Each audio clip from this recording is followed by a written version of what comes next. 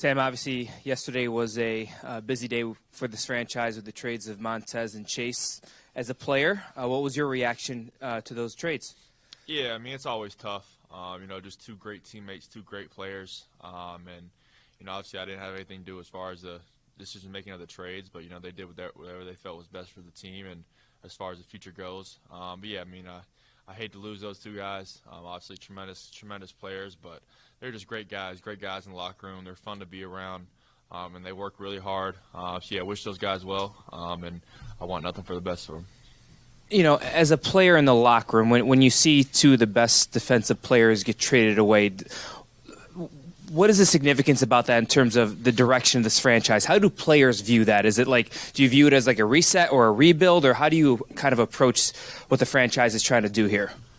Yeah, I mean, honestly, the players aren't really involved in many of those conversations. For us, we just try to control what we can control, and try to do the best we can on a daily basis to help this team win football games. And I think, obviously, you lose two players like that, it gives a opportunity for some other guys to get in there and prove what they can do.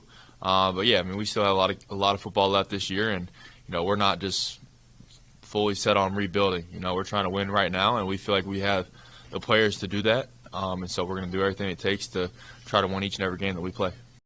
Chicago and Chase Young to San Francisco. Trading Montez was something that really tough decision, but something that we felt was in the best interest of the football team. We really appreciate everything Montez did for us. A heck of a football player who came in and did some nice things and really fit well. But again, football is a very difficult business, and a lot of things change and things happen. And so we made the decision. Really do appreciate everything that Montez did for us, and want to wish him the best in Chicago as he finishes up, his opportunities there. As far as Chase is concerned, because the 49ers are on their bye week, slowing the process down a little bit, I can't comment on that until it's done. So I'll be happy to talk about Montez or New England. So with Montez, for a while there, it sounded like you guys wanted to try and extend him.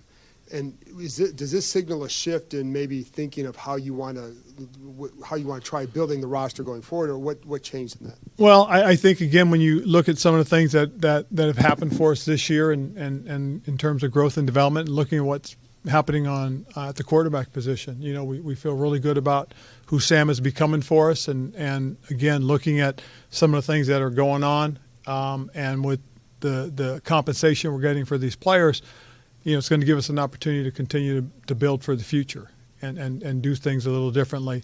There may be a little bit of a shift in terms of the paradigm and how we're going to construct things, and been a lot of things that we have talked about.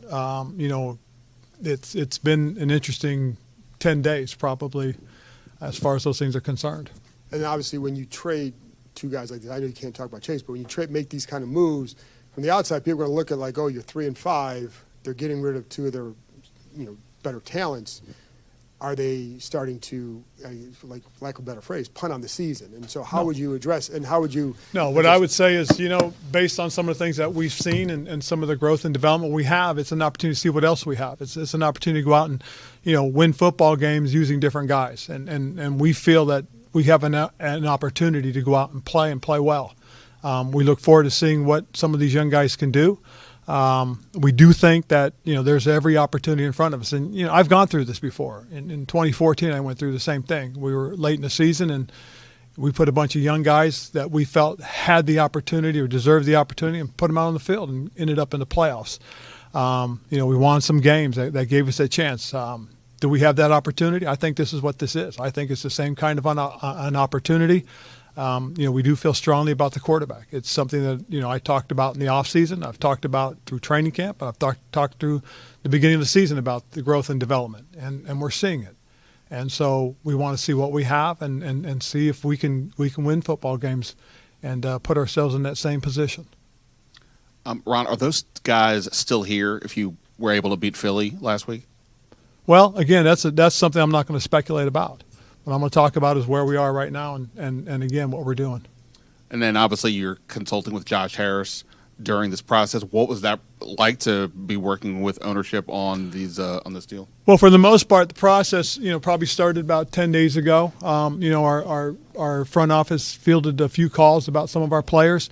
And when we talked about it, one of the things we talked about was gathering information and what potentials were for some of our guys. We talked about that. We talked about what the plan should be in terms of decisions being made. And then we did reach out to Mr. Harris. We had a nice conversation about that. We talked about our plans, basically. We talked about what the potential could be and what the compensation could be. And he liked the ideas. He agreed with the ideas. And so we were all aligned, everything from coaching to personnel to Mr. Harris. And with that, we went out and, the front office, they did the deals that they did yesterday. Ron, were you actually able to say your goodbyes to Tez and Chase yesterday? And what were those? Because there's a human element, right? Right, there's a human element, and it's always difficult to say goodbye. And so when you get those opportunities, you do. And as far as I'm concerned, that stuff stays private. The message to the team, because, again, that human element. Right. Teammates, brothers Yep. with Tez and Chase. Absolutely. What was your message to the guys today? Well, the biggest message more than anything else was, guys, it's always difficult when you say goodbye to guys that help you and help grow and develop together. But it's also part of the business. It's the business side of it, and that's never easy. And for us, the biggest thing more than anything else is this is creating some opportunities for some other guys. It's creating a different opportunity for us as a football team, and we've got to take and make the best of it. Ron, how much did the maybe slower activity throughout the league yesterday open the door to getting multiple deals done as the hours kind of came down? Well, I think maybe that did have something to do with it because I do know that that at one point that things were kind of just moving very slowly throughout. You may not be able to answer this because it pertains to the person you can't really talk about, but it's not about the trade per se. There was a story last night that hinted at him not following game plans, him not being coachable, all those sorts of things. Mm-hmm. And I'm not asking about the veracity of that report. I'm just asking about kind of that getting out about right. a player, whether it's accurate or not, but people obviously felt it was the truth and they said it and it got out. Right, and I'm not sure why it got out. That's probably a bigger question. Again, if you're not going to put your name to it, then please don't do it. It's not fair. It's not fair to the player. As far as those things are concerned, it's just not, I don't know, palatable.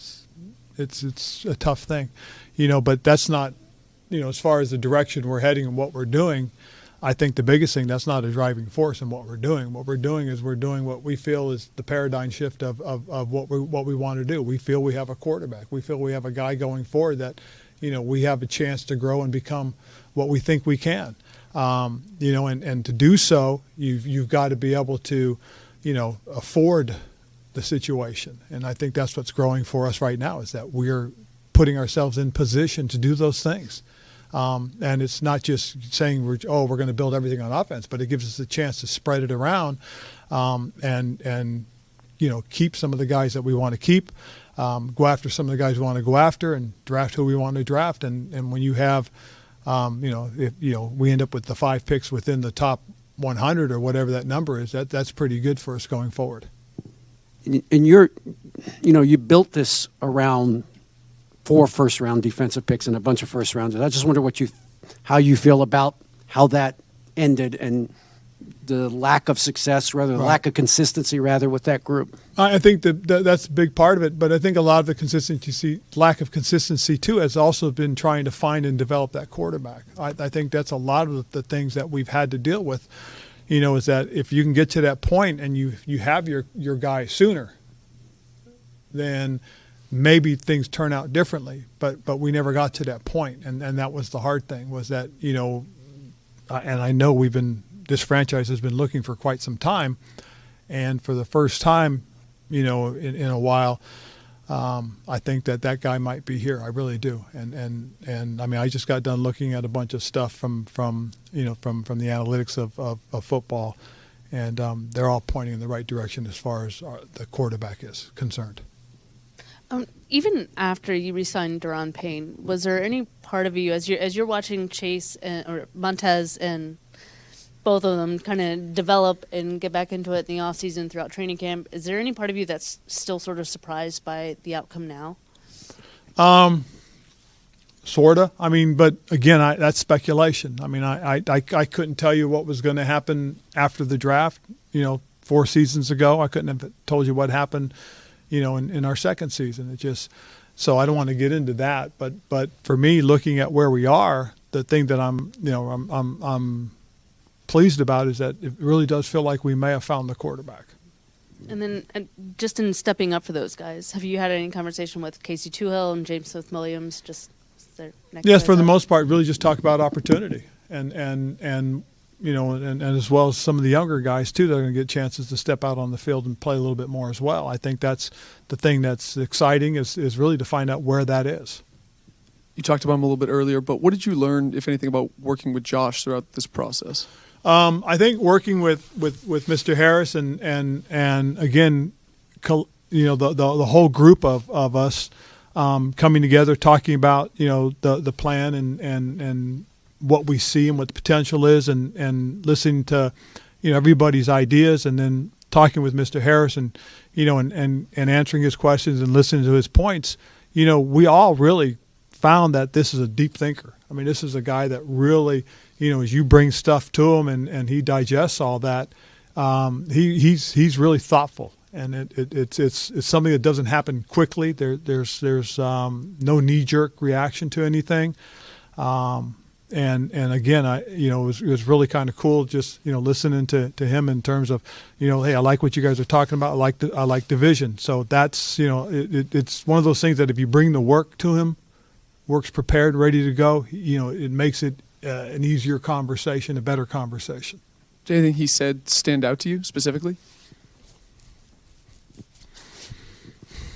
I would say if there was anything was the excitement for the potential. Potential of Sam or potential of what? The potential of the team. Because Richardson, Snyder, it was one person. This group's so large. Do you just talk to Josh in these situations, or do you talk to others? This is about talking to Mr. Harris. Gotcha. And then you've been doing this a long time. Does this position feel odd for you, trading guys away like that in season? No, because again, in my 36 years in the NFL, I've seen it happen before to teams that I've been coaching on, and as a head coach, we've done it before as well. And it does it seem odd? Yeah, it is odd because it doesn't happen a lot. But when you do it, it's because what you think is best for the team. I mean, that's why we did anything we do. It's we just think it's the best thing for us more so than anything else. And it's the hard part of it as well, because you see these young men, and you see them grow and develop, and they do their best that they can for you, and you want to make sure they know that they've been appreciated. But sometimes the business of it steps up, and that's what this is. The business side of football has stepped in. Well, I think when you look at what the options were and what the opportunities were in terms of the value, and that's where Eugene Chen comes in, is being able to talk about what the potential value is. Those things all came into play.